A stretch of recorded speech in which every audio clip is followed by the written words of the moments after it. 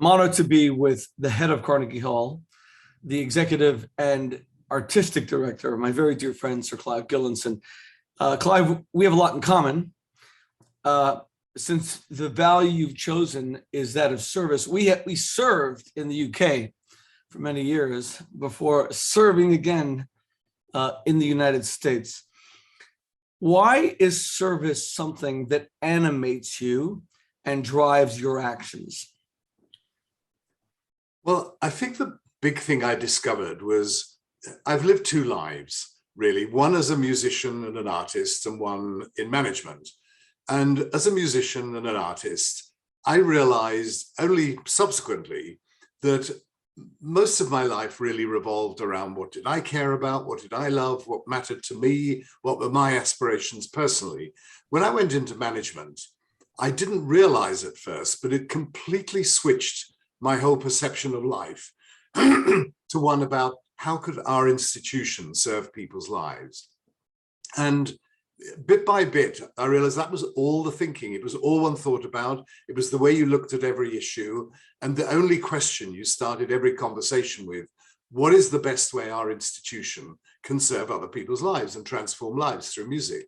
And I realized that not only was that much more important in terms of the way of spending my life, but secondly, it was much more inspiring and much more enjoyable. And I think it's one of those things you don't make a deliberate choice, or I didn't. It was just automatically a part of the job once I took the job on, that is what I had to think of. Although, interestingly enough, when I started at Carnegie Hall, very often at the beginning of a meeting, in fact, almost every meeting, at some point somebody would say, what is best for Carnegie Hall? And I'd always say, it's the wrong question. There's only one question, which is that we should ask, how do we serve other people through this institution? Then that will be what's best for Carnegie Hall.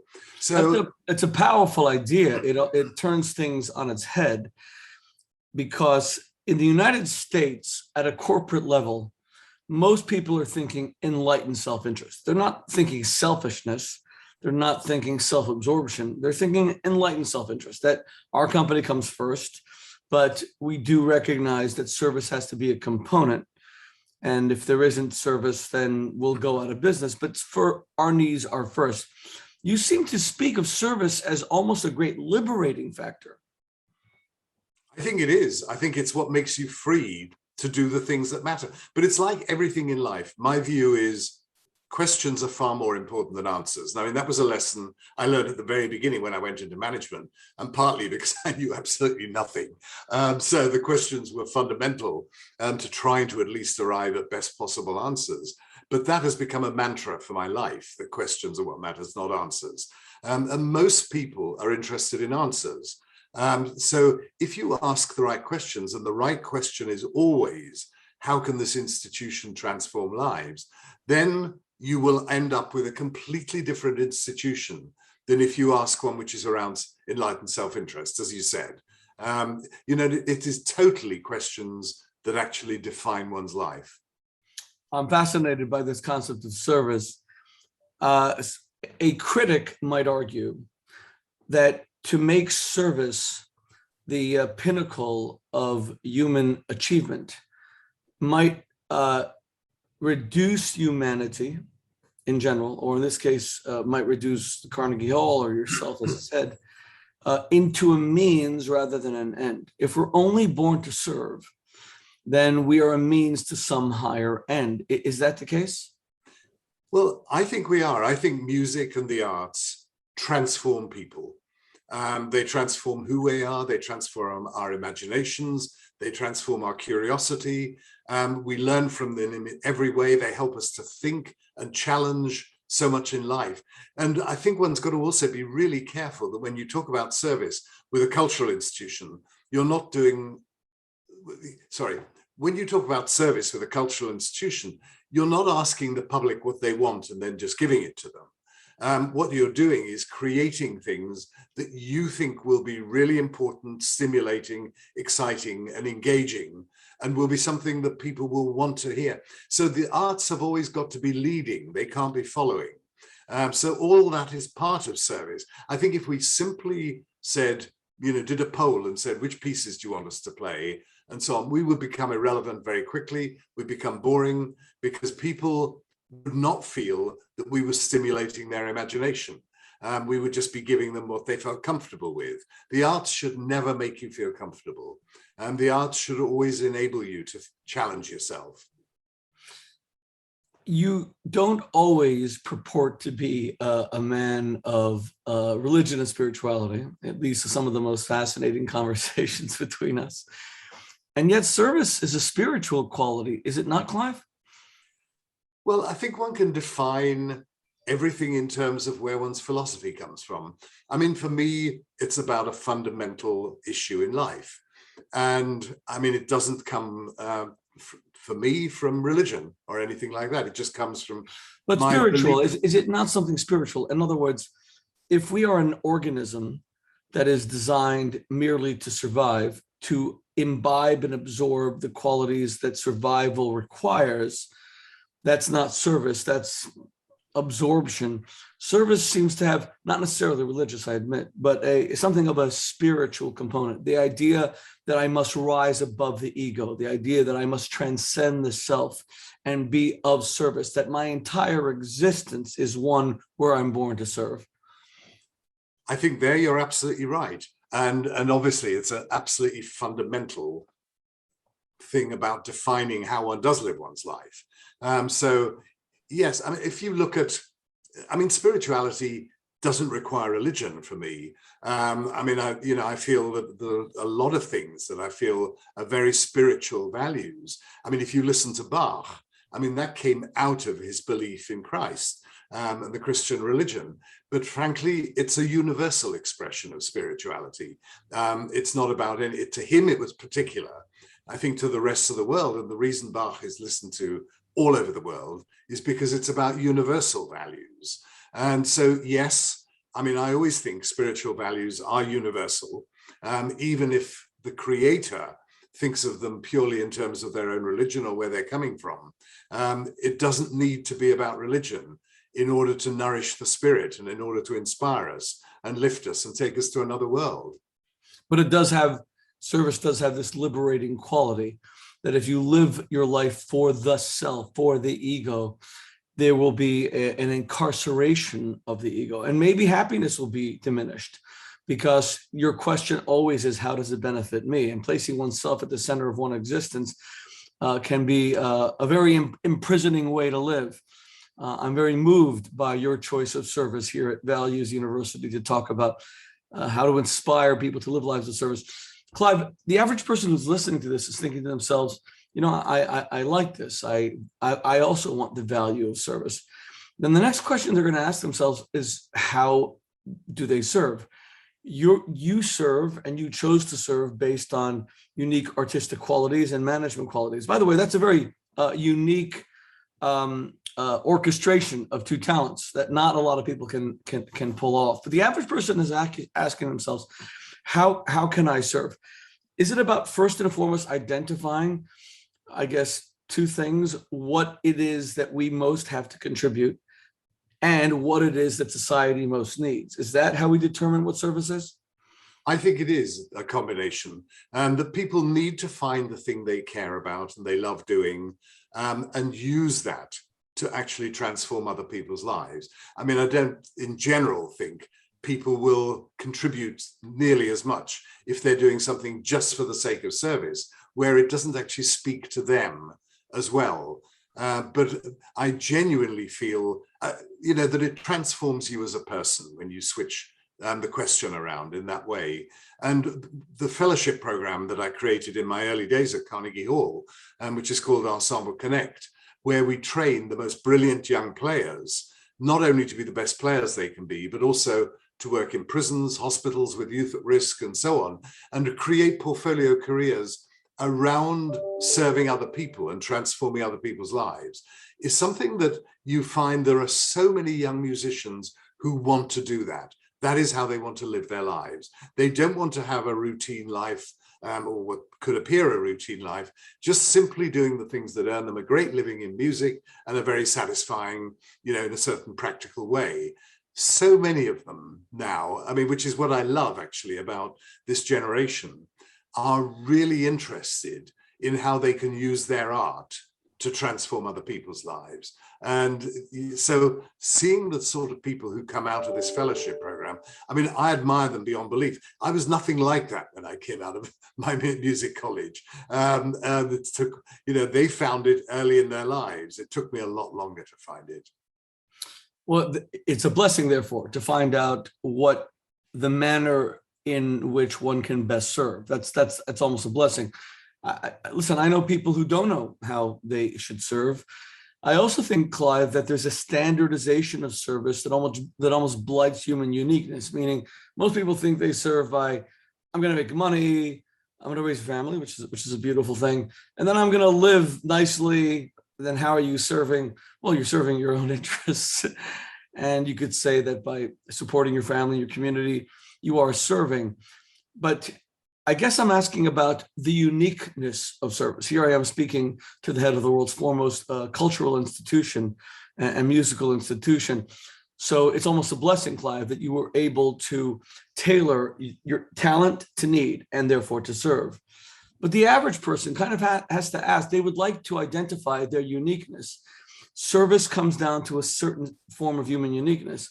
Whether I call it God who gives us each a talent that we have to contribute, whether you believe that people just have innate talents that are different to their fellow man, how do they identify how they can best serve? Because a lot of people feel very frustrated in life.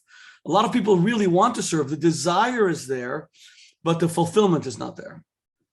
Absolutely. Well, I think one of the most important things is to have an open mind about oneself as well, because most people are multi-talented. Most people have many talents they don't even know they have.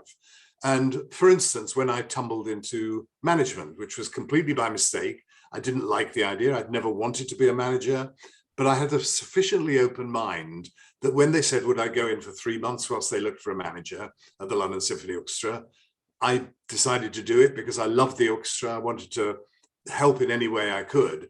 And so I did it. Now, based on my likes and dislikes, I should have said no.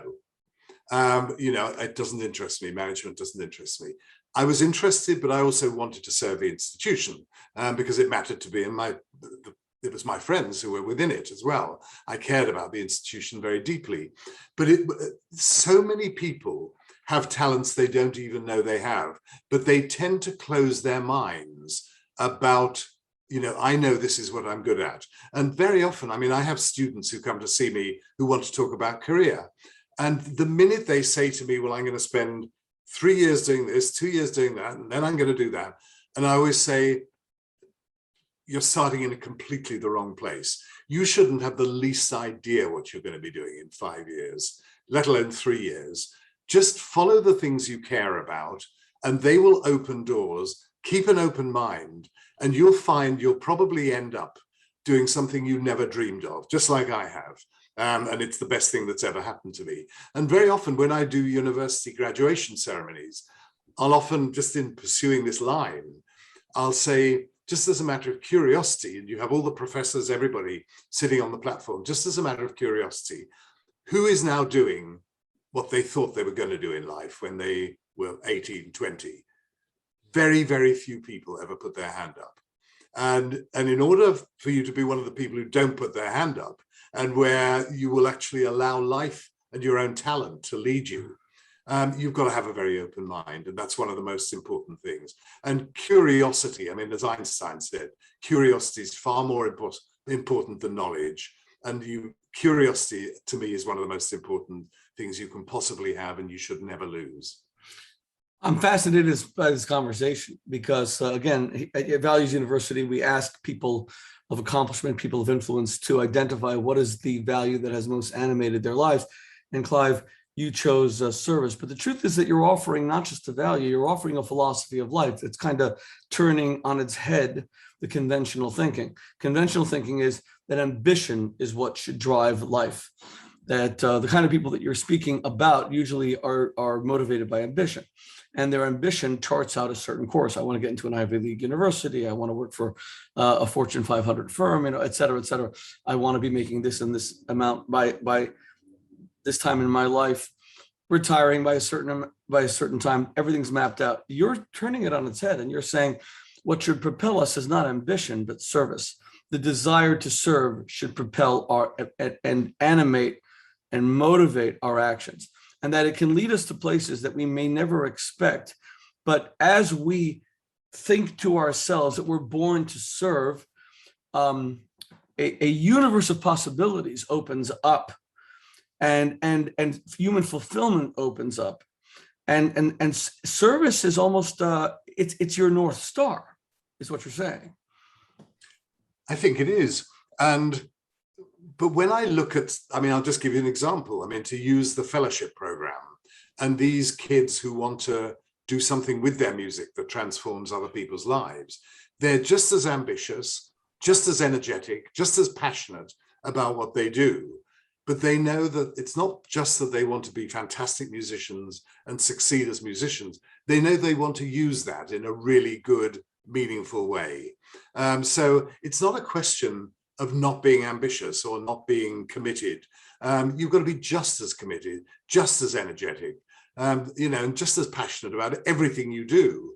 But it's, what is the objective? Is the objective enriching myself or being more successful personally or whatever? Or is it that I'm going to do the best conceivable job I can do to use my talents in a way that actually serves other people? And then, the interesting thing is they know instinctively that by doing that, they're going to be infinitely more happy than they would have been had they just pursued their own personal ambition and their own narrow ambition. And the interesting thing is, they're much more interesting people. They're much more curious people. Their lives keep changing, keep developing, keep growing. They have curiosity, so they'll always try new things. So, it doesn't invalidate ambition or any of those other things I was talking about. It's about how you channel them. I would even say it's a higher form of ambition. I think that service addresses something about ambition or the desire of a person to make something of their lives. It addresses one of the key factors that I've seen impact countless lives, which is burnout. And we're now talking in society a lot about burnout, whether burnout comes from mental health issues. All of these discussions that we've recently had about elite athletes, Simone Biles, Naomi Osaka, Michael Phelps, who have been courageous and come forward and spoken about mental health, or the kind of burnout which the discussion on mental health has highlighted. That you don't have to be an Olympic gold medal athlete to come to an office every single day and begin to feel, I don't feel I have a lot more to give. I feel, Clive, that your emphasis on service is one of the main antidotes, not, of course, to where there are real mental health issues that we have to be extremely aware of, and we're becoming a more courageous generation in addressing them. But the burnout that comes from the monotony or feeling overworked or feeling that we're a workaholic, your philosophy of service could really blight that kind of burnout, because there's something inward that we're always seeking to contribute, as opposed to something outward that we're always seeking to fulfill. We're not just only trying to meet others' expectations. We're not just trying to impress superiors. We're trying to almost like squeeze the grape, as it were. We have this wine to give the world, to squeeze the olive. We have this oil, this essence to share with the world. I see it almost as a way of blighting burnout. Is that a possibility? Well, the only thing I could say is nothing is achieved through striving for it. In other words, you don't do something in order to avoid burnout. I think you do something because you believe in it and you're passionate about it. But if you ask me the question, do I ever feel tired, bored, at the point where, the energy is beginning to seep away? I can't actually remember that ever happening. I always feel optimistic. I always feel positive about life. I'm always excited about the next thing, however bad things are. And after all, we've been through a horrific period now with COVID, We went through a terrible time with the financial crisis. There's 9/11. I mean, there've been endless, really tough things one goes through in one's life. Now, I'm not claiming it as a virtue at all, because nothing is a virtue when it's just the way you happen to be made. But all I can say is, even though it's incredibly testing and trying to go through some of these really difficult periods, and I think COVID has been the hardest I can ever remember in my lifetime, particularly because of the effect on other people. When I think of the effect on our staff and so on. So you've got to do your very best anyway to be looking after other people who work with you. But the reality is, on a purely personal level, I'm always stimulated and excited about the opportunities it presents, rather than being got down by the threats. I do only tend to look at life through the lens of opportunities and how you can do things that really matter.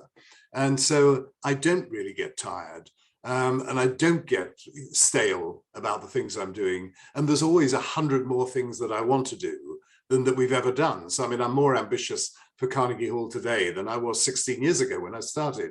So I think what you're saying probably is true, but not by design. It's actually because it's what stimulates and excites and thrills people and engages them. Probably if one believed in, if I believed in religion, I would probably say engages their soul. But that's what it is. It engages something profoundly deep within you that you can't really define, but it's what gives you the energy for life and the endless energy to always keep going and always try and do more. Let's just focus for a few minutes on Carnegie Hall itself. Carnegie Hall is a unique form of service. It's about lifting the spirit, allowing it to soar. It's about being moved to one's core by the tremendous wave of musical uplift. I've sat in Carnegie Hall and I have felt that, where the reverberations of the music, where an enormous orchestra can cohere all these different parts into one seamless organism and can just belt out something that makes you feel so deeply. The more powerful, the less it can be expressed in words. Why is this a high form of service, music in Carnegie Hall? Well, I think anything that inspires, lifts, transforms people's lives, takes them to another world, that they could never dream of creating themselves. When you think, we're performing day in, day out, some of the greatest creations of the human mind and the human spirit. And for that to be done by the most extraordinary artists in the world, of course, it completely transformed people's lives when they come in. And one of the things that's been most moving to me about this 18 months we've been closed, when tickets went on sale, the box office said they couldn't count the number of people who actually were in tears when they ordered their tickets because cultural life was coming back again. So it speaks to something so fundamental in us. Why do people live in New York or London or Paris? Because they're the greatest cultural centers in the world. It's why the biggest companies want to be based there. It's why tourists go there. It's why everybody wants to live there, because the arts are absolutely fundamental to who we are as human beings. And it's quite possible, we don't know, but it's quite possible that music in some form even came before speech. There is something about, and you look at, like the Bushmen of the Kalahari, you look at, tribes that in certain ways are considered primitive. In other ways, they're very sophisticated when it comes to culture. So no matter where you look, culture has to be part of life. Which creates this unique juxtaposition through the terrible pandemic, that on the one hand, the great cultural institutions like Carnegie Hall had to be closed, and you've been closed for 18 months, the longest in the history of Carnegie Hall. You're about to reopen.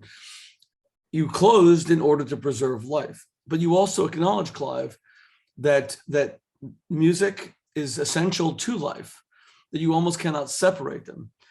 And for those who kind of don't get it and they're wondering, while Carnegie Hall opens, there are entire countries that are still shut down. My father and mother-in-law cannot walk more than 5 kilometers from their home in Sydney, Australia, as we speak. My brother-in-law, who's a rabbi and a jogger, can't even engage congregants that he meets out in parks. You're not allowed to get within, there's a 4-meter rule, but we're forging ahead. It's almost a tacit acknowledgement, not only that the United States, thank God, has done a very good job of distributing the vaccines, it's also an acknowledgement that we understand that without culture, when it's denied for too long, there is a quality of life that people are then denied. Thank God they may be breathing, of course, God willing, and safe and healthy, and the pandemic will hopefully be receding. But quality of life also affects people. And I happen to agree with you completely. I think it's a courageous decision that you're opening now. I think your opening night is going to be, it's almost restorative to those who've been deprived of it. Do you see culture and music as being essential to the quality of life? I think it's fundamental, not just to the quality of life. I think it's fundamental to who we are as human beings. We did I'll just give you a small, it might seem trivial example. A couple of nights ago, we did a test event because we wanted to test all our systems, all the protocols for checking everybody's vaccination, testing where testing is needed, et cetera, et cetera. I mean, the whole gamut, and we felt we had to do this before opening night. When I came out onto the stage just to present Chris Thiele, who'd agreed to do a short performance, in order for us to reenact everything and make sure our systems were robust. I mean, the way people applauded about the fact that this symbolized the beginning of life again with culture, and the same for Chris with everything that he did with his performance. People went wild because the fact that it's almost like it's your lifeblood that you have. I mean, I think it's an absolute essential part of life. It feeds our spirit. It's not just feeding our imagination. It feeds something so fundamental and deep within us, which is why people always have to create art. I mean, one of the festivals we did recently was called Voices of Hope. And it was about artists who will create no matter how appalling the circumstances. So it was about the music that came out of slavery, the music that came out of the Holocaust, the music that came out of the Armenian genocide, Soviet Russia, all of the different things. We looked at lots of examples where no matter if people are even at the edge of being able to live, they still have to create art. And what's more, what is fascinating about that is it is not art that is all about the misery. It tends to be art that inspires and lifts people and gives them hope and identity. So I think that tells you, that festival was all about telling you just how fundamental to the human spirit art is. It's absolutely part of who we are, and we need it. Well, you speak beautifully about art being redemptive. It kind of redeems our lives by giving us something very noble to which to dedicate our lives. I want to conclude, Clive, by speaking specifically about you and your life of service.